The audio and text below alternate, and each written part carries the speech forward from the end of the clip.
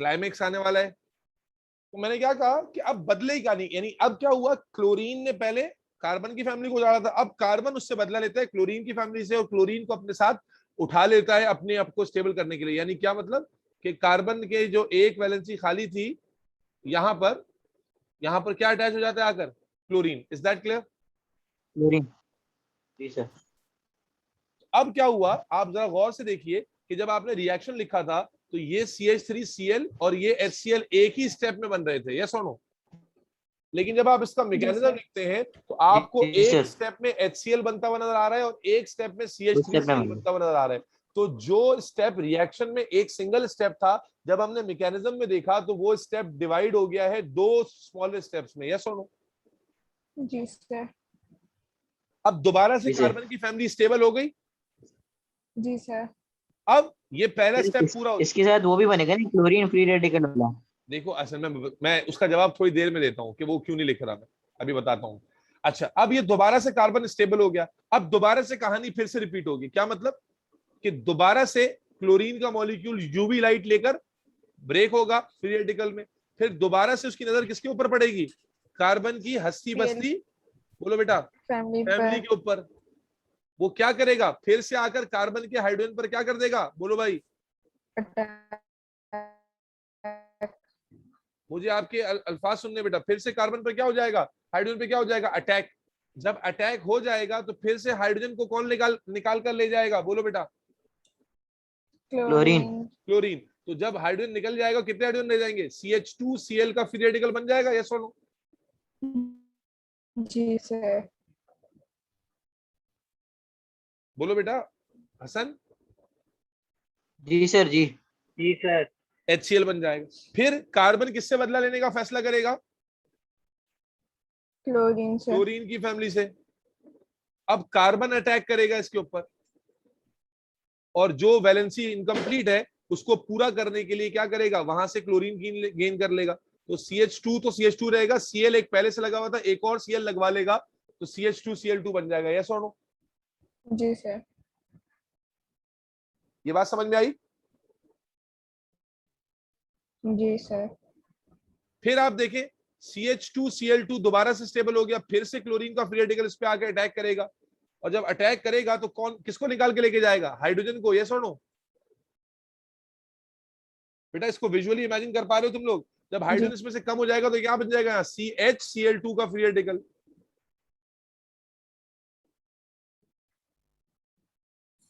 हसन बात समझ में आ रही है? NHCl, भाई हाइड्रोजन निकाल के लेके जा रहे हैं ना, तो पीछे जब एक हाइड्रोजन कम हो गया तो CHCl2 का फ्री रेडिकल बनेगा, यस और नो?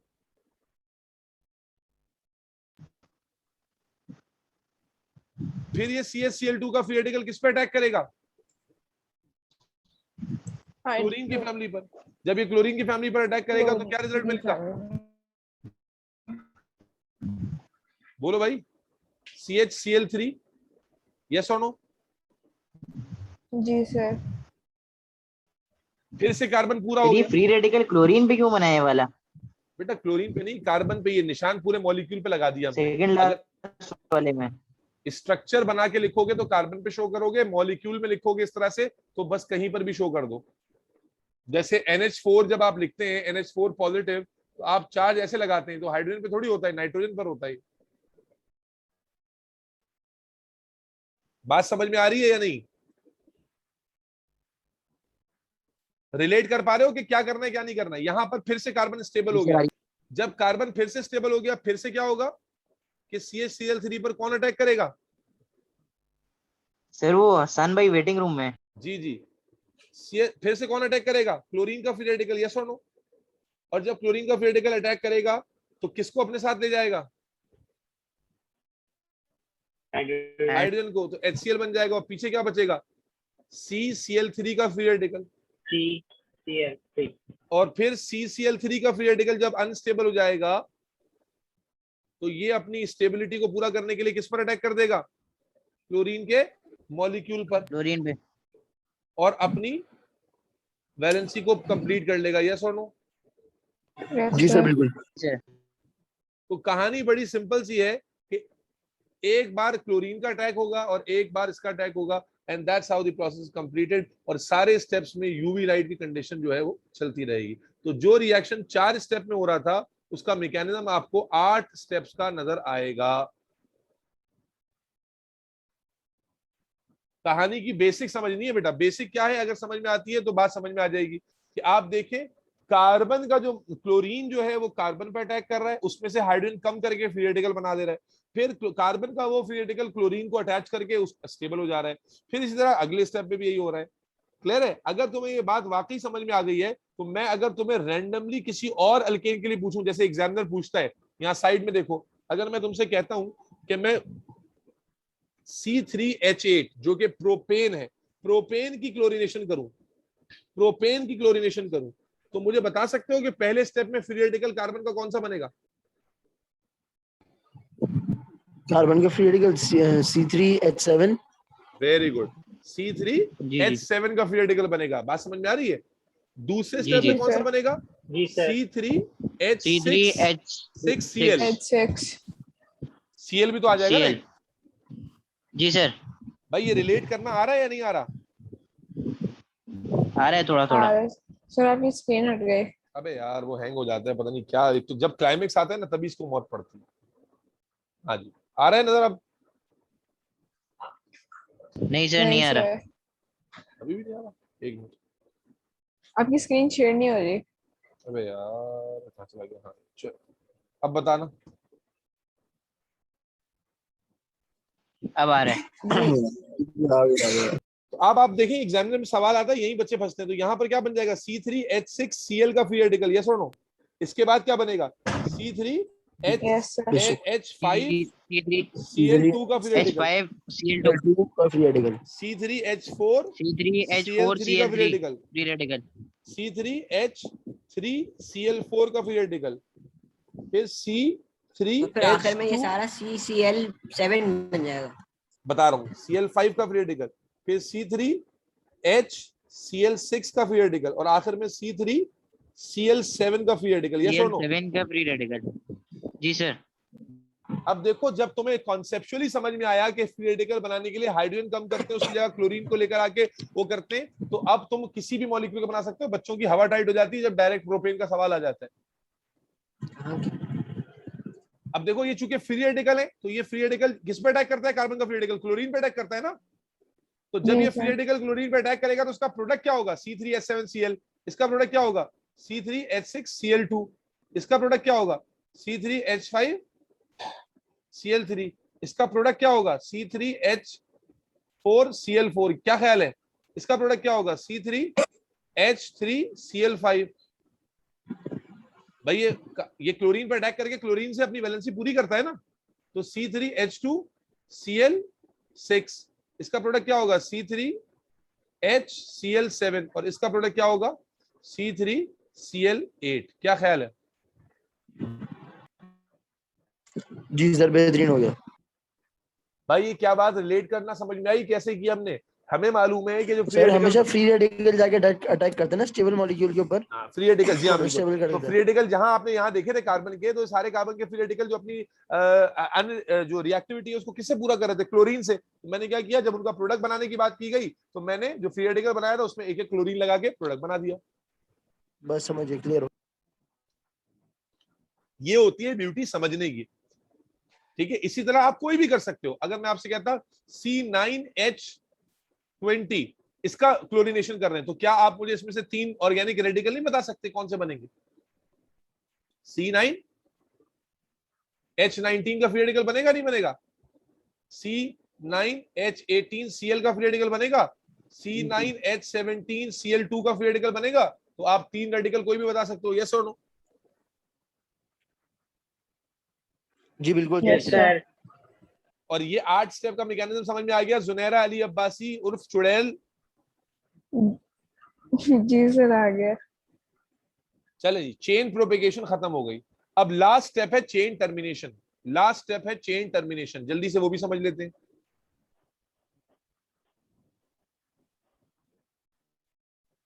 अब्बास भाई बड़े खामोश हैं। अब्बास भाई को कुछ पल्ले पड़ा है? अबे यार ये क्या मुसीबत हो रही है?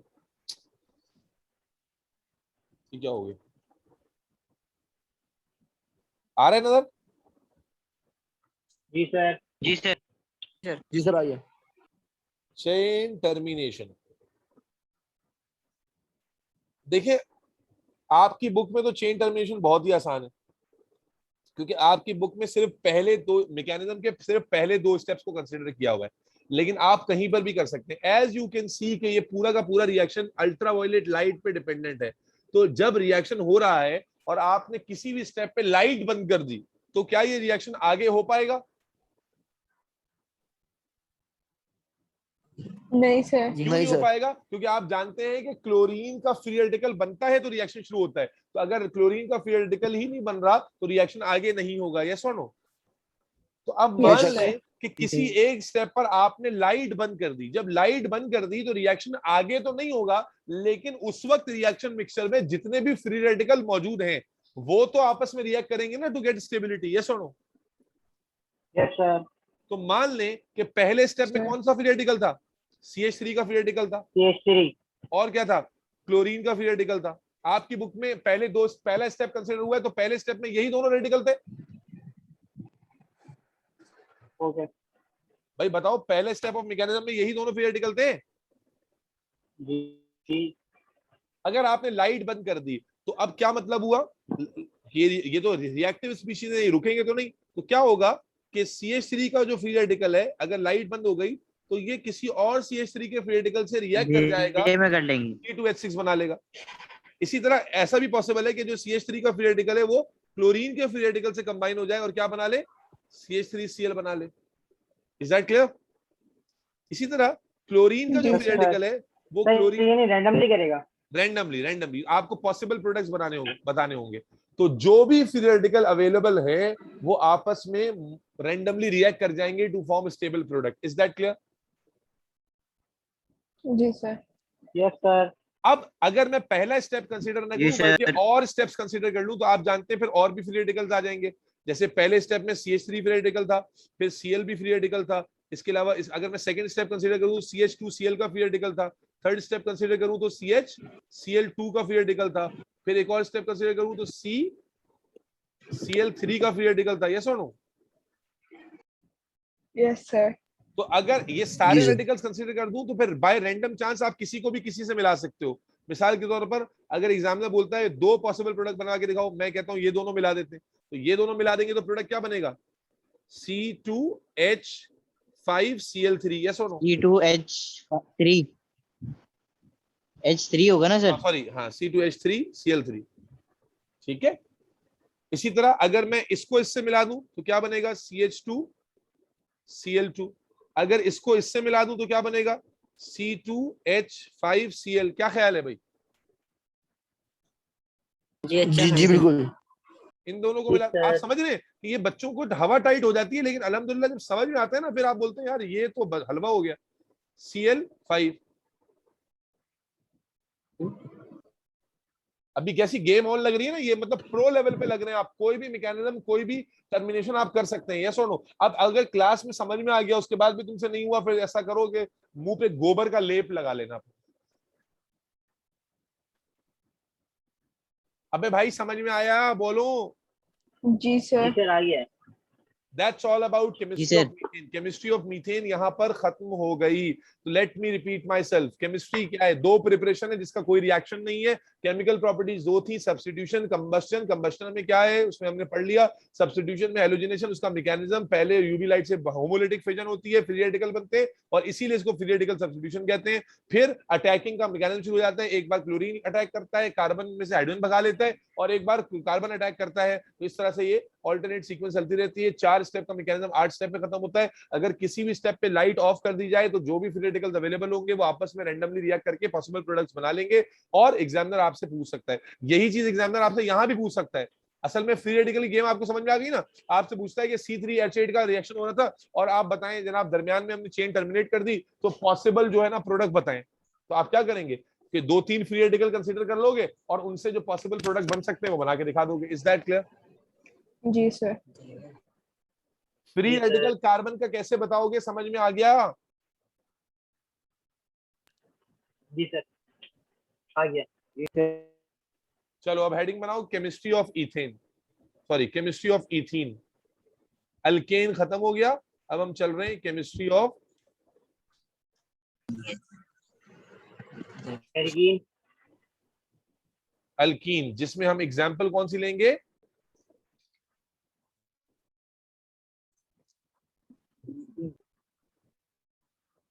इथीन, जो कि पहला मेंबर है।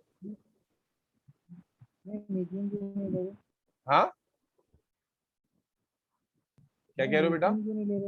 जोर से बोलो। सर ये पूछ रहा है मीथेन क्यों नहीं ले रहे? अबे मीथीन एग्जिस्ट ही नहीं करता ना अल्लाह के बंदे। एल्कीन का मतलब क्या है? कार्बन कार्बन का डबल बॉन्ड हो। अल्लाह के वली, तुम ओ लेवल्स के बगैर ही आगे लग रहे हैं। कार्बन कार्बन डबल बॉन्ड बनाने के लिए एटलीस्ट कितने कार्बन होने चाहिए? दो कार्बन। दो कार्बन। एक कार्बन की एल्कीन होती ही नहीं है। एल्कीन सीरीज का पहला मेंबर इथीन ही होता है। एल्कीन की पहले जनरल प्रॉपर्टीज डिस्कस कर लेते हैं। तो आप जानते हैं एल्कीन की जो जनरल प्रॉपर्टी है उसमें जो इसका जनरल फॉर्मूला होता है वो होता है CnH2n। उस हिसाब से जो इथीन का मॉलिक्यूलर फॉर्मूला बनेगा, कार्बन 2 है तो हाइड्रोजन क्या हो जाएगा? Double plus 2 4। ठीक है ना? सैचुरेटेड है कि अनसैचुरेटेड है? Unsaturated sir. अनसैचुरेटेड है। ठीक है ना? अनसैचुरेटेड। अनसैचुरेटेड है तो रिएक्टिव भी होगा, क्योंकि आप जानते हैं कार्बन कार्बन जब डबल बॉन्ड की हम बात करते हैं तो डबल बॉन्ड में असल में कौन सा बॉन्ड आ जाता है? एक सिग्मा और एक पाई। और सिग्मा एक वीक पाई। बॉन्ड होता है, सॉरी पाई एक वीक बॉन्ड होता है, जिसकी वजह से ये रिएक्टिव स्पीशी होती है। ये एडिशन करना कितना पसंद पाया? एडिशन करना पसंद करेंगे substitution? Addition. Addition. Addition. Addition. ये कौन सा एडिशन है बे? सर ये इंटरनेट सर करेक्शन नहीं आई है मार्केट में। सब्स्टिट्यूशन, सॉरी क्या लिख दिया मैंने यार? डज नॉट अंडरगो एडिशन क्यों लिख दिया मैंने? दिमाग मेरा भी खराब हो गया।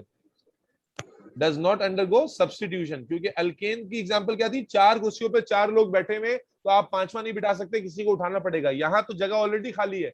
यहाँ तो ऑलरेडी यानी 4 कुर्सियां हैं, बदाहे तो लग रहा है सारे बॉन्ड बने हुए, लेकिन 4 कुर्सियों में 2 पे लोग बैठे हैं, 2 पर उनका सामान रखा हुआ है, तो आप सामान को हटाकर लोगों को बिठा लेंगे। डज नॉट अंडरगो सब्स्टिट्यूशन, लेकिन ये क्या करते हैं? एडिशन करते हैं। Yes sir. ये जनरल प्रॉपर्टीज हो गई। उसके बाद जब मैंने आपको बार बार बताया है, जब हम केमिस्ट्री पढ़ते हैं तो हम क्या पढ़ते हैं? प्रिपरेशन और केमिकल प्रॉपर्टीज। अच्छा, जो फिजिकल प्रॉपर्टीज है मैंने शुरू में भी अर्ज किया था कि अब दोबारा नहीं पढ़ाऊंगा। इथीन की सॉलिबिलिटी के ऊपर आप वैसे ही कमेंट करेंगे जैसे आपने पहले पढ़ाया था। यहां पर भी कोई पोलैरिटी नहीं है तो सॉलिबिलिटी नहीं होगी। Is that clear? Yes, sir. Yes that's clear. तो वो प्रॉपर्टीज का जो रेफरेंस है वो वहीं से पुराना ही आएगा। यार सैफुल्ला, तुम्हारी तो कोई आवाज ही नहीं आ रही, क्या हो गया? सो गए हो क्या? नहीं सूरह फातिहा। कह रहे हैं? बात भी कह रहे हैं, सूरह फातिहा पढ़ ले। नहीं सर। हाँ, लग तो ऐसे रहा है कि सूरह फातिहा पढ़नी पड़ेगी, क्योंकि आपको कोई रिस्पॉन्स ही नहीं आ रहा है। सर मैंने बोला इतने बड़े बड़े लोग रिस्पॉन्स कर रहे हैं तो छोटा बंदा कहाँ करेगा? क्या मतलब छोटे का? कौन सी ऐसी नीच हरकत की आपने कि छोटे हो गए आप? सर आपको ये बोलना चाहिए कि आप लोगों ने ऐसी कौन सी बड़ी बड़ी हरकतें करी है जो आप लोग बड़े हो गए आप? नहीं, उन्होंने तो अपने आप को बड़ा नहीं कहा, आपने अपने आप को छोटा दिखाया। तो आपको मालूम होगा कि आपने ऐसी कौन सी हरकत की है जो अम्मी ने मना किया था कि नहीं करना है। अल्लाह के बंदे, पार्टिसिपेट करोगे तो ऑर्गेनिक है, इंटरैक्टिव जितना होगा दिमाग में उतना बैठेगा। ये कोई थ्योरेटिकल डिस्कशन थोड़ी है। और मैं जिस स्टाइल में पढ़ा रहा हूँ उस स्टाइल में तो जितना इंटरैक्ट करोगे उतना समझ में आएगा, वरना मैं तो करता जाऊंगा दर दर दर दर दर। मुझे खुद कराने में मजा आ रहा होता। तो केमिस्ट्री में हम 2 चीजें डिस्कस करते हैं। अगेन कौन सी 2 चीजें होती हैं? प्रिपरेशन। अबे बोलो ना। प्रिपरेशन। और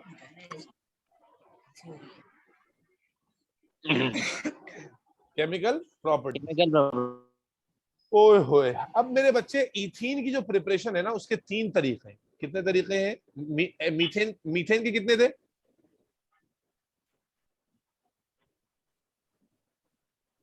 2 थे उसके विषय।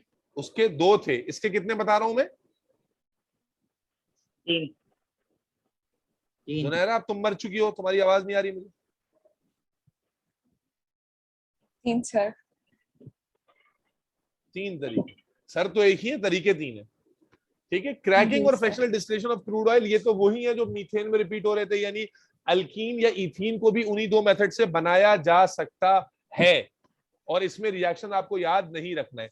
तीसरा तरीका जो है ना, यहां से गेम ऑन होती है, और वो है, अब बात तो मेरी स्क्रीन पे क्यों लिख रहे हो भाई? सर वो गलती से बटन दब गया था। Dehydration of alcohol, dehydration of alcohol, ये आपको समझना है। अल्कीन को या कोई भी अल्कीन या इथीन को बनाने के लिए क्रैकिंग और फ्रैक्शनल डिस्टिलेशन, ये तो कमर्शियल और इंडस्ट्रियल मेथड है ही, लेकिन आप इसको डिहाइड्रेशन ऑफ अल्कोहल, और अल्कोहल आप जानते हैं किसको कहते हैं?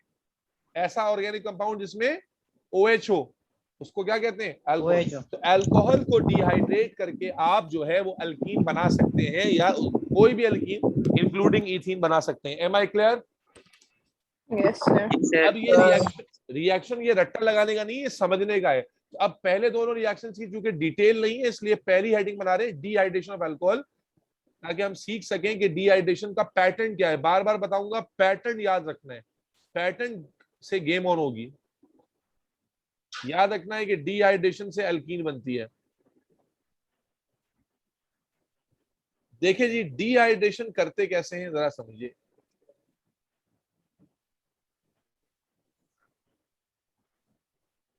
डिहाइड्रेशन करते कैसे, उससे पहले ये समझना जरूरी है कि डिहाइड्रेशन होती क्या है। तो डिहाइड्रेशन कहते हैं रिमूवल ऑफ वाटर को। आप डिहाइड्रेशन का वर्ड इंग्लिश में भी इस्तेमाल करते हैं जब लूज मोशन हो रहे होते हैं, पसीना बहुत ज्यादा निकल जाता है, आप कहते हैं यार मैं डिहाइड्रेट हो गया, वाटर निकल गया, वाटर रिमूव हो गया। तो रिमूवल ऑफ वाटर को हम डिहाइड्रेशन कहते हैं। तो अब डिहाइड्रेशन ऑफ अल्कोहल का मतलब क्या हुआ कि अगर आप अल्कोहल में से वाटर मॉलिक्यूल का मतलब है H और OH, अल्कोहल में से आप वाटर मॉलिक्यूल निकाल लें तो उससे एल्कीन बन जाएगी। अब कैसे बनेगी ये देखना पड़ेगा। वाटर क्या खुद ब खुद निकल आएगा? नहीं जी, खुद ब खुद नहीं निकल आएगा। वाटर निकालने के लिए आपको डिहाइड्रेटिंग एजेंट चाहिए होंगे। क्या चाहिए होंगे? Dehydrating agents. Dehydrating agents. और डिहाइड्रेटिंग एजेंट्स तुम्हारे सिलेबस में जो तुम्हें याद रखने हैं वो है कॉन्सेंट्रेटेड H2SO4 जो वाटर निकाल सकता है, Al2O3 ये भी वाटर निकाल सकता है, और H3PO3 ये भी वाटर निकाल सकता है। इन यानी एरो में इनमें से कोई भी चीज लिखी हो अल्कोहल के साथ, अल्कोहल में से ये वाटर को खींच सकते हैं। आए देखते हैं कैसे। मेरे बच्चों, मेरे नेहालो, जरा समझना। मान लें कि ये अल्कोहल है, 2 कार्बन मैंने लिए और उस पर एक पर OH लगा दिया। एक पर क्या लगा दिया भाई? OH लगा दिया, और बाकी 2 वैलेंसी पूरी कर दी हाइड्रोजन से। ये मैं खोल के दिखा रहा हूं। एल्कीन बनानी है ना, तो एल्कीन इथीन बनानी है, इथीन में 2 कार्बन होते हैं, तो अल्कोहल भी 2 कार्बन वाला ले लिया मैंने। अब देखो गेम क्या होती है। जब मैं ये रिएक्शन कराऊंगा कॉन्सेंट्रेटेड H2SO4 पे, कॉन्सेंट्रेटेड H2SO4 क्या करेगा जरा देखना। वो यहां इस कार्बन से OH और इस कार्बन से H, दोनों सेम नहीं, एक कार्बन से H और दूसरे कार्बन से OH, एक कार्बन से H दूसरे कार्बन से OH, एक कार्बन से H और दूसरे कार्बन से H। बल्कि और भी डिटेल में बात बताऊं मेरे बच्चे, जिस कार्बन से OH अटैच होता है इसे हम अल्फा कार्बन कहते हैं। दोबारा सुनना, जिस कार्बन से OH अटैच होता है इसे हम अल्फा कार्बन कहते हैं, और जो कार्बन अल्फा कार्बन से अटैच होता है उसे हम बीटा कार्बन कहते हैं। तो डिहाइड्रेशन का पैटर्न क्या होता है कि अल्फा कार्बन से OH निकलता है और बीटा कार्बन से हाइड्रोजन निकलता है। अल्फा, मेरे साथ बोलो क्या कहा मैंने? अल्फा कार्बन से OH निकलता है हमेशा। अल्फा कार्बन से OH निकलेगा और बीटा कार्बन से क्या निकलेगा? हाइड्रोजन। H और OH मिलकर क्या बना लेंगे? वाटर। अब जब H का अल्फा कार्बन की भी एक वैलेंसी खाली हो गई और बीटा कार्बन की भी एक वैलेंसी खाली हो गई, और उनको उसको पूरा करने के लिए उनके पास कोई सोल्यूशन नहीं होता, तो फिर ये क्या करते हैं? उसको कैसे पूरा करते हैं मजबूरी में? By making pi bond. ठीक है, बाय मेकिंग एक बॉन्ड तो पहले से बना हुआ था, जब वैलेंसी खाली होती है, इलेक्ट्रॉन पेयर खाली होता है, तो वो उसको शेयर कर लेते हैं, ये आपके पास बन गई ईथीन। Is that clear? जी सर। इसको मैं सीधा सीधा भी दिखा Yes, सकता हूँ, sir. अगर मैं डायरेक्ट लिखता हूँ C2H5OH, आपको पता है पैटर्न ऑलरेडी आपको याद है, तो आपको कोई टेंशन ही नहीं है, आपको पता है कि यार वाटर निकालना होगा, तो H और OH निकाल दें, OH ये वाला और H यहां से, तो ये हो जाएगा C2H4 प्लस H2O। कितना आसान है, क्लियर है? Yes sir. क्योंकि डिहाइड्रेशन में Yes, आप sir. देख रहे हो कि हर चीज निकल रही है, इसलिए dehydration is a type of elimination reaction. Dehydration is a type of elimination reaction. Is that clear? Yes sir. अब ये चीज Yes, बड़े sir. पैमाने पे कैसे करते हैं वो समझ, बड़े पैमाने पे कैसे करेंगे ये समझ में आए। मिसाल के तौर पे एक अल्कोहल है,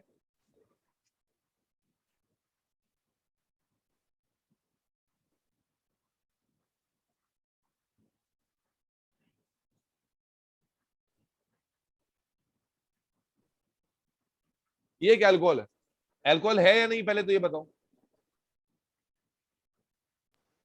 है। और इसके आगे मैं लिखता हूं Al2O3। Al2O3 लिखते ही क्या पता चला सैफुल्लाह में कि डिहाइड्रेटिंग एजेंट इस्तेमाल हो रहा है और ये वाटर निकालेगा। Is that clear? जी सर। वाटर निकालने का पैटर्न क्या बताया मैंने कि अल्फा कार्बन से आपको क्या निकालना होगा, OH, और बीटा OH, कार्बन से आपको हाइड्रोजन निकालना होगा। तो अब यहां पर आप देखिए तो ये वाला कार्बन भी अल्फा से अटैच्ड है और ये वाला कार्बन भी अल्फा से अटैच्ड है। इसका मतलब है कि ये वाला इसी में से कार्बन निकालेंगे। बीटा है और ये वाला कार्बन भी बीटा है, दो बीटा कार्बन आ गए। यस और no? Yes sir. Yes sir. तो बेटा अब यहां से गेम शुरू होती है। इस तरह की एग्जांपल बुक में है भी नहीं, हालांकि समझे जाए तो आसान है। तो इसका मतलब है यहां OH तो यहीं से निकलेगा, लेकिन हाइड्रोजन निकालने की दो पॉसिबिलिटीज हैं। हाइड्रोजन यहां से भी निकल सकता है और यहां से भी निकल सकता है। तो यहां पर एग्जामिनर क्या कहता है आपसे कि यहां जो दो पॉसिबल प्रोडक्ट है वो बनाया। आप बोलते हैं दो कैसे बनेंगे, तो लॉजिक पता होगी तो आप बना लेंगे। तो अगर मान लेते हैं कि मैंने लेफ्ट वाले से निकाला, तो लेफ्ट वाले में से हाइड्रोजन निकल गया, CH2 रह गया और डबल बॉन्ड आ गया इसके दरमियान। यस और नो? Yes sir. जी सर। ऐसा कुछ हो गया। और अगर राइट वाले में से निकाला तो फिर लेफ्ट वाला एज इट इज रहेगा, ये CH आ गया और यहां पर से डबल बॉन्ड आ जाएगा, क्योंकि डबल बॉन्ड किसके दरमियान आ रहा है, जहां से हाइड्रोजन निकल रहा है उसके दरमियान। यस और नो? और ये हो जाएगा Yes, sir. CH2 की जगह जी, CH3। जी क्या ये दोनों प्रोडक्ट लिखना समझ में आए?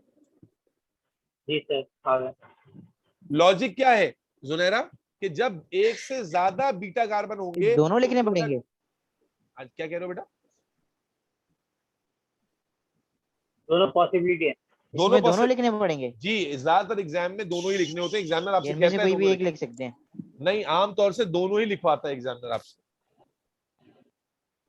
अच्छा सही। तो लॉजिक पता होगी तब तब होगा ना। अब यहां बताओ जुनैरा, तुम्हें समझ में आया? जी सर आ रहा है। यहां मुझे बताओ ये अल्कोहल है या नहीं है?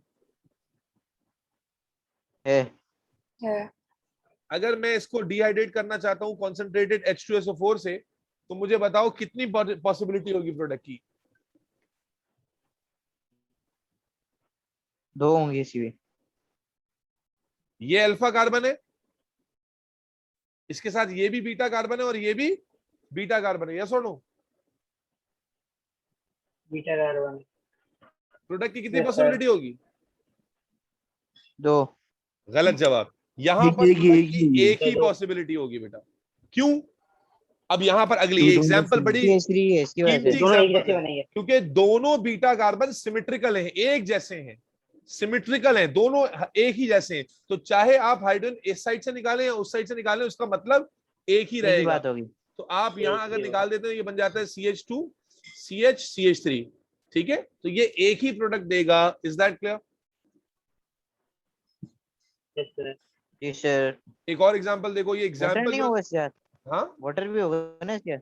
अबे वो खुद लिख लियो ना यार, तू बता नहीं, माइनर चीजों में घुस जाता है, मेजर चीज समझ। यहां बताओ कितनी पॉसिबिलिटी होगी? रुक जाओ रुक जाओ, अभी नहीं बताओ, अभी नहीं बताओ।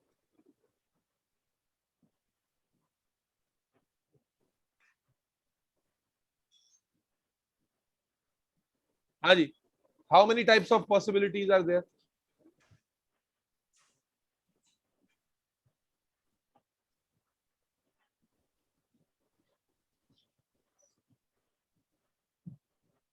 बोलो। दो है ना? दो। दो है। एक या दो? जुनैरा? दो सर। एक ही होगी, एक ही होगी। तीन है ना, 62। दो है बेटा, दो बीटा है ना, एक दो होंगी। एक होगी। बेटा आप देख रहे हैं यहाँ पर भी CH2 वाला ही बीटा कार्बन है और यहाँ पर भी CH2 वाला ही बीटा कार्बन है। मैंने अभी एक वर्ड यूज किया था सिमिट्री। देखो ये जरूरी नहीं कि दोनों CH2 वाले हो तो आपके एक ही पॉसिबिलिटी होगी। सिमिट्री नहीं है यहाँ पर। सिमिट्री का मतलब क्या होता है? यहाँ देखें पूरी चेन अलग है और यहाँ आप देखें तो पूरी चेन अलग है दोनों तरफ। यहाँ पर देखो यहाँ क्या था? सिमिट्री थी, दोनों साइड पर बिल्कुल एक जैसे ही एटम से। लेकिन यहां पर मैंने जानबूझ के बनाया कि बीटा कार्बन तो डायरेक्टली सेम है, लेकिन उसकी अगर चेन को फॉलो करें तो वो चेन सेम नहीं है। इसका मतलब क्या हुआ कि अगर मैं लेफ्ट साइड से हाइड्रोजन निकालूं तो और राइट साइड से निकालूं तो एक ही बात नहीं होगी, क्योंकि दोनों साइड पर चेन अलग अलग है। तो यहां पर लेफ्ट साइड से निकालूं तो बात अलग होगी, राइट साइड से निकालूं तो बात अलग होगी। इसीलिए यहां दो प्रोडक्ट की पॉसिबिलिटी है। पहला प्रोडक्ट ये आ गया और दूसरा प्रोडक्ट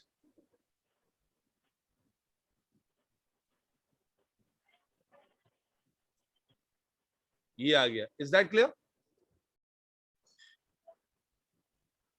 यस सर। जुनैरा समझ में आ सर रहा है वो कि नमाज कब का हम- टाइम हो गया, नमाज जी, ब्रेक। मैं बस एंड कर रहा हूं। ये समझ में आ गया कि कब हमें पता चलता है कितनी पॉसिबिलिटी है प्रोडक्ट की।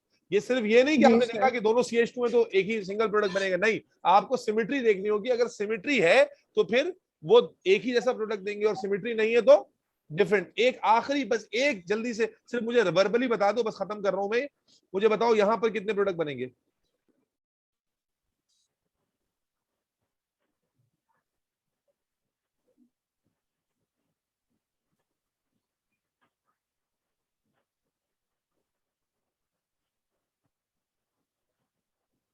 हाँ भाई, इसकी अगर डिहाइड्रेशन करें तो कितने पॉसिबल प्रोडक्ट्स होंगे? दो बनेंगे। अब यहाँ पर क्या देखना है? ये आपके तीन पास बनेंगे।